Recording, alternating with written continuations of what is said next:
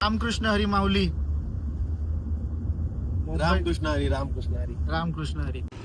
Me Vineet Patil. Vintage vibes from Vineet या YouTube चॅनलवर तुम्हा सगळ्यांचं स्वागत आहे.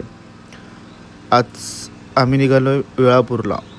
वारीचा 13वा दिवस आणि ही वारी अनुभवण्यासाठी आम्ही मुंबईहून काल संध्याकाळी वेलापूरसाठी निघालो होतो. रात्री स्टे केला, सकाळी लवकर उठलो आणि पुन्हा वेलापूरच्या दिशेने प्रस्थान सुरू केलं. रस्त्यात चालत असणारी ही असंख्य लोक भक्तीच्या रसात एवढी तल्लीन होऊन चालत असतात की त्यांना कशाचीच पर्वा नसते. खूपच नवल वाटतं हे सगळं बघून आणि अप्रूपसुद्धा. आम्हीसुद्धा वेळापूरला पोचलो. थोडा उशीरच झाला होता, पण संध्याकाळी माऊलींची पालखी वेळापूरच्या मैदानावर आज स्टे करणार होती. त्याच्यासाठी उत्सुकता होती ते सगळं बघण्यासाठी. तितक्यात एक माऊली जवळ आले. राजस सुकुमार मदनाचा पुतळा, रवी शशिकला लोपलिया, कस्तुरी मळवट चंदनाची उटी, रुळे मालकंठी वैजयंती. या अभंगाचा उपदेश घेऊन मीही कपाळी गंध लावून घेतला. आम्ही सर्वांनीच माऊलींच्या हाताने कपाळाला गंध लावून घेतला. सर्वांच्या चेहऱ्यावर एक वेगळंच तेज दिसत होतं गंध लावल्यानंतर.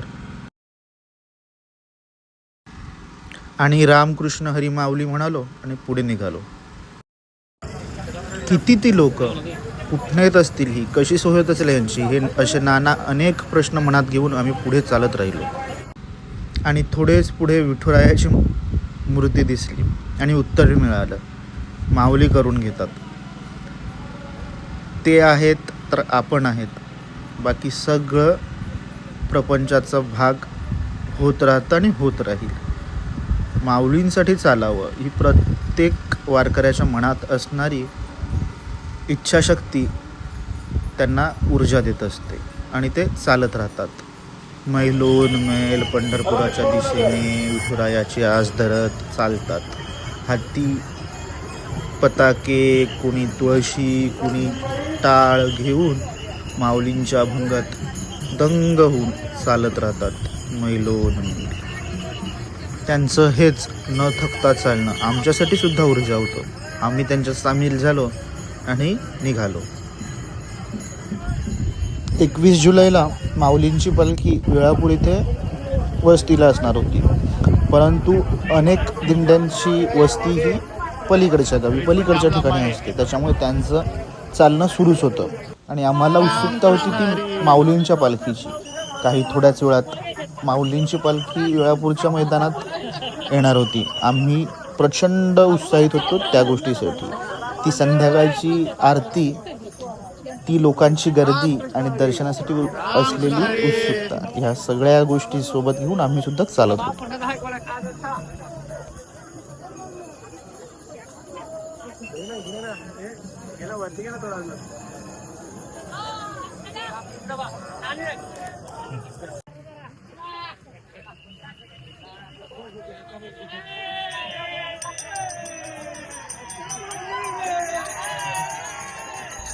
आम्ही ह्या दिंडीत चालण्यासाठी सामील झालो तेव्हाची वेळ साधारणतः 4 ते 4:30 असेल संध्याकाळची, म्हणजे दिवसाचा शेवटचा वेळ. यानंतर हे लोक वस्तीसाठी थांबतात, परंतु पूर्ण दिवस मैलोन मैल चालत आल्यानंतर सुद्धा दिवसाच्या शेवटच्या वेळेला सुद्धा त्यांच्यात चालण्याची तीच ऊर्जा, तीच उत्सुकता आणि तेच तेज होतं. ह्या आजीच बघा थकून आल्या असतील, परंतु माऊलींच्या पालखीत चालते आणि डोक्यावर तुळस आहे. आणि काय ती उत्सुकता, काय ते तेज. धन्य धन्य रामकृष्ण हरी माऊली. रामकृष्ण हरी. वर्षभर घरात आणि शेतीत राबणाऱ्या या माऊली कधीच आराम करत नाहीत. त्यांच्यासाठी खरं सुख असतं पंढरपूरच्या पंढरीचं दर्शन, त्याच्या चरणांचा स्पर्श आणि त्याचे मिळालेले दर्शन. बस ह्यांच्यापुरता हेच सुख.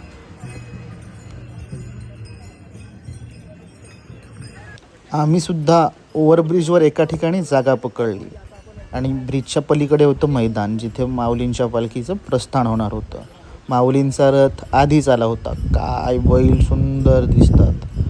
त्या बैलांना आज रात्रीसाठी इथेच वस्ती करायची होती. काय तेज दिसतंय, काय तो पांढरा शुभ्र रंग, आणि हाच तो रथ ज्या रथात माऊलींच्या पादुका असतात.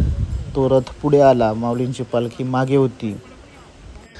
माऊलींचा रथ आणि त्या रथाभोवती असणारी गर्दी आणि रेलचेल बघून मनात आधीच फिक्स झालं होतं की काही वेळात इथं भक्तीची प्रचंड रांग लागणार आहे, भक्तीचा महापूर येणार आहे, ह्यात तिला मात्र शंका नव्हती.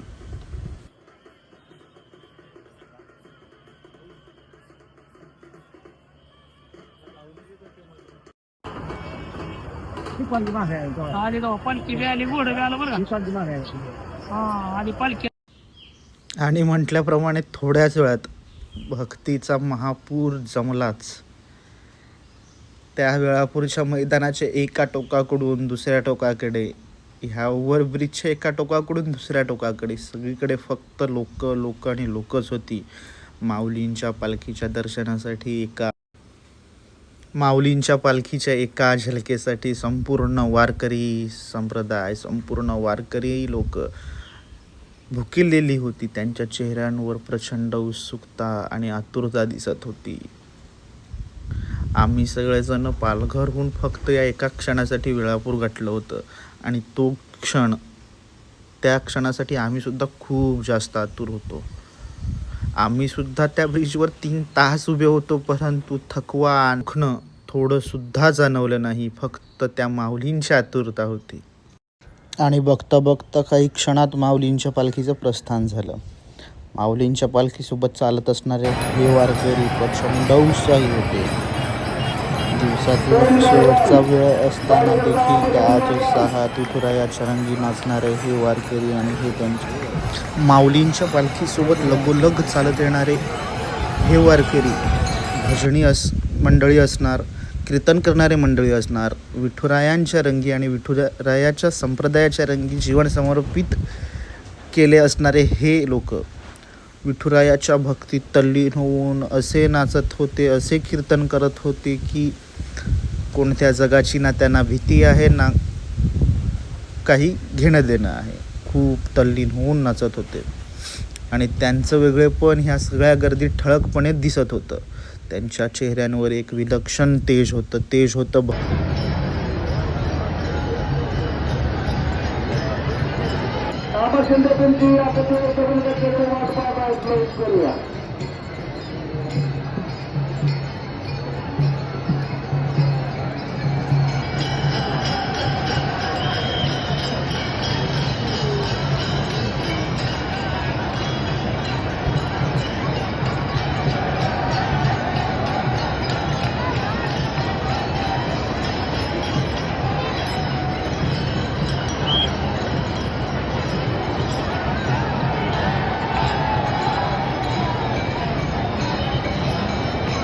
शिवाजी खडे आपत्ती सुप्रदत्त संपर्क करा. जर तुम्ही सांगितलं होता असताना तुम्ही सांगताया आणि पुन्हा बाहेरगावर हसताया असं जर आणि पाठोपाठच माऊलींच्या पालखीचे सुद्धा आगमन झाले. ज्या गोष्टीची आतुरता आणि ज्या गोष्टीची वाट आम्ही खूप तासांपासून बघत होतो, तो क्षण आमच्या डोळ्यांसमोर आला आणि माऊलींची आरती त्या मैदानात सुरू झाली. खूप अविस्मरणीय क्षण.